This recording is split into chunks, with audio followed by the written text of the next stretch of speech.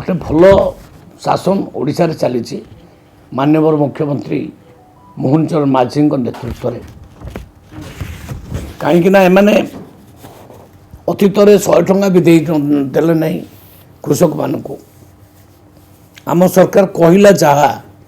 आम कहलु 3100 टका देवु आ 3100 टका दौचु 1.5 वर्ष है आम दे चलीचु आम आमर कथार विच्युत होना जहाँ जहाँ कहलु माँ भौणी मान खात को सुभद्रा योजना 50,000 टका देवु सीटा आम देलु वार्षिक 10,000 करी 1 कोटी ऊर्ध्व माँ भौणी मान खाता को से पैसा जाऊँच कहलु आम आसिले